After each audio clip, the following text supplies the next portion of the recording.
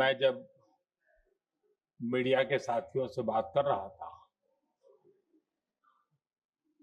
तब मैंने सभी माननीय सांसदों को अपील करते हुए एक बात का उल्लेख किया था। मैंने कहा था कि ये सत्र भारत के विजयोत्सव का सत्र है।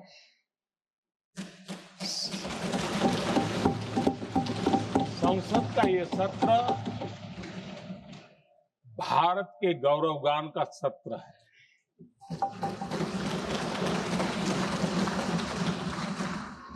आदरणीय अध्यक्ष जी, जब मैं विजयोत्सव की बात कर रहा हूं,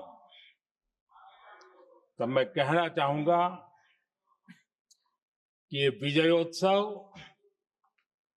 आतंकी हेडक्वार्टर्स को मिट्टी में मिलाने का है।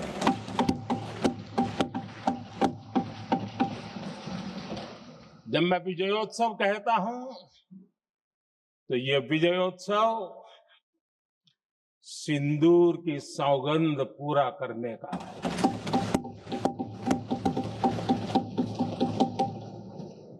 मैं जब ये विजयोत्सव कहता हूं, तो ये भारत की सेना के शौर्य और सामर्थ्य का विजय गाथा कह रहा है। जब मैं विजय उत्सव कह रहा हूं, तो 140 करोड़ भारतीयों की एकता, इच्छा शक्ति, उसके एक अप्रतिम जीत का विजय उत्सव की बात करता हूं। आदरणीय अध्यक्ष जी, मैं इसी विजय भाव से इस सदन में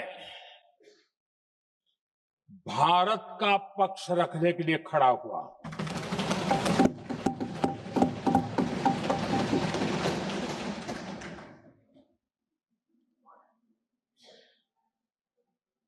और जिन्हें भारत का पक्ष नहीं दिखता है, उन्हें मैं आईना दिखाने के लिए खड़ा हुआ।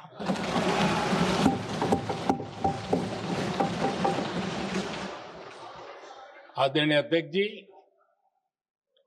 मैं 140 करोड़ देशवासियों की भावनाओं में अपना स्वर मिलाने के लिए उपस्थित हुआ हूं। ये 140 करोड़ देशवासियों की भावना के जो गूंज है, जिस सदन में सुनाई दी है, मैं उसे अपना एक स्वर मिलाने खड़ा हुआ। आदरणीय अध्यक्ष जी, ऑपरेशन सिंदूर के दरमियान जिस प्रकार से देश के लोगों ने मेरा साथ दिया, मुझे आशीर्वाद दिए,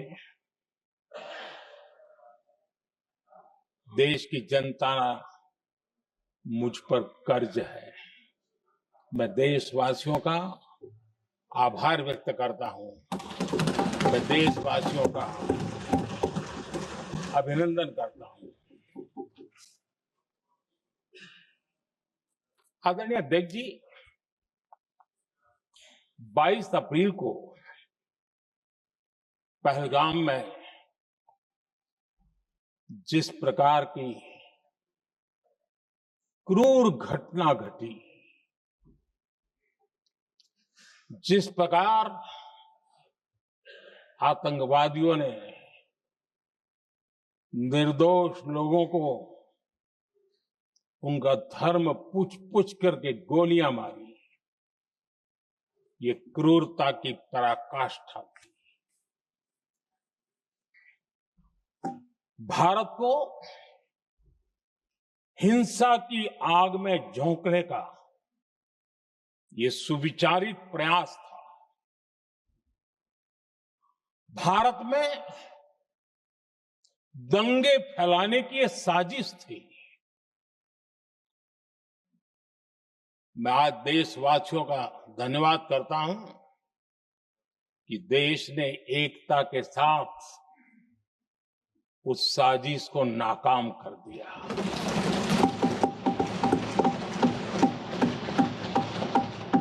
आदरणीय अध्यक्ष जी, 22 अप्रैल के बाद मैंने एक सार्वजनिक रूप से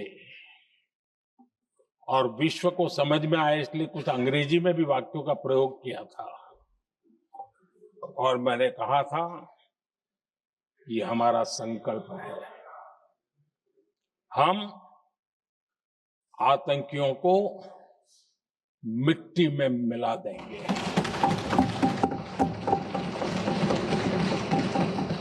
और मैंने सार्वजनिक रूप से कहा था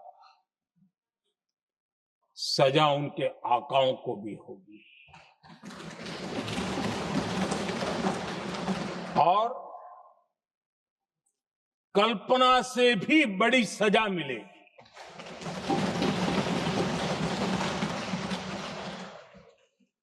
22 अप्रैल को मैं विदेश था, मैं तुरंत लौट के आया और आने के तुरंत बाद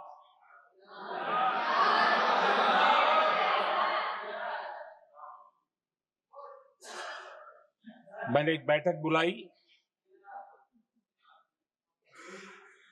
और उस बैठक में हमने साफ साफ निर्देश दिए कि आतंकवाद को करारा जवाब देना होगा और ये हमारा राष्ट्रीय संकल्प है। आदरणीय अध्यक्ष जी, हमें हमारे सैन्य बलों की क्षमता पर पूरा विश्वास है,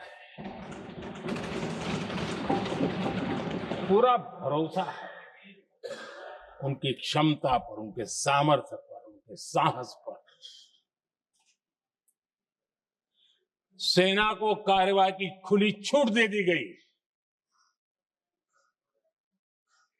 और यह भी कहा गया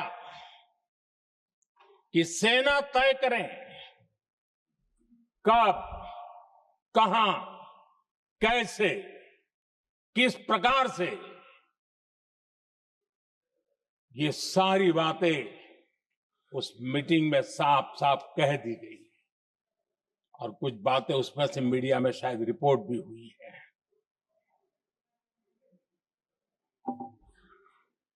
हमें गर्व है आतंकियों को वो सजा दी और सजा ऐसी है कि आज भी आतंक के उन आकाओं की नींद उड़ी हुई है।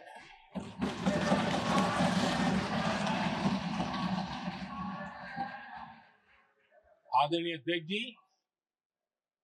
मैं हमारी सेना की सफलता के उससे जुड़े भारत के उस पक्ष को सदन के माध्यम से देशवासियों के सामने रखना चाहता हूं।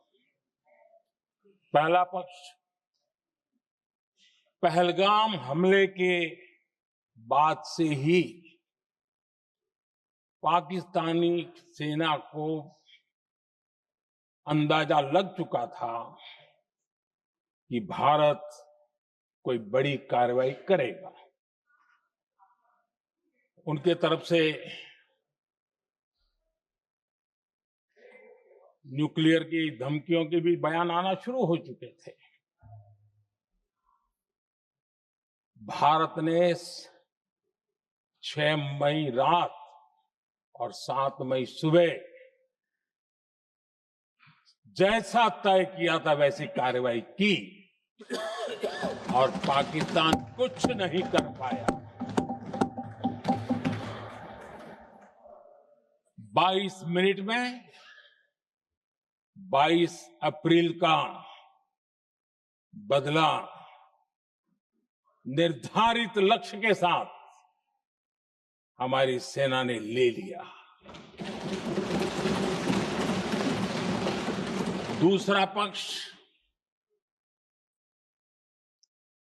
आदरणीय अध्यक्ष जी, पाकिस्तान के साथ हमारी लड़ाई की तो कई बार हुई है, लेकिन ये पहली ऐसी भारत की रणनीति बनी कि जिसमें पहले जहां कभी नहीं गए थे वहां हम पहुंचे। पाकिस्तान के कोने कोने में आतंकी अड्डों को धुआं धुआं कर दिया गया।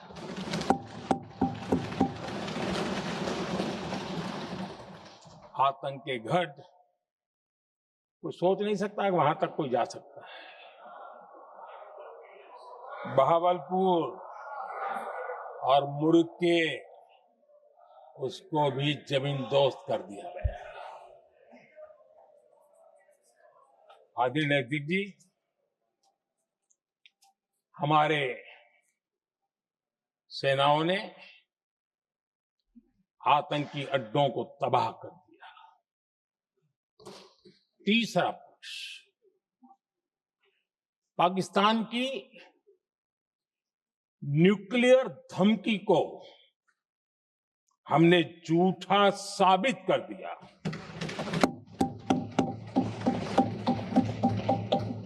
भारत ने सिद्ध कर दिया कि न्यूक्लियर ब्लैकमेलिंग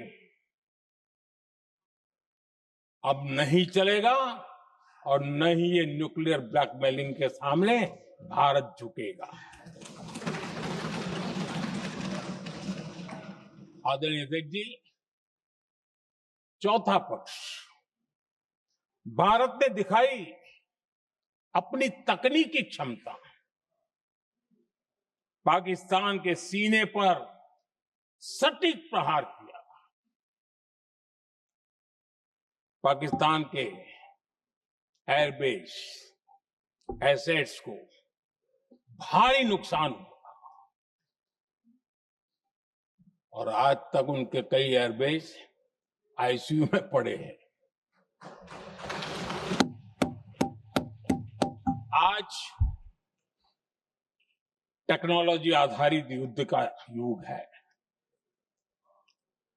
ऑपरेशन सिंदूर इस महारत में भी सफल सिद्ध हुआ है।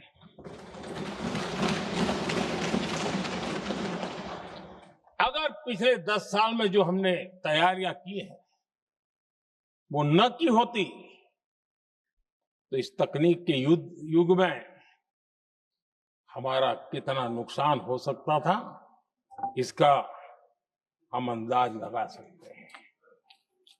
पांचवा पक्ष,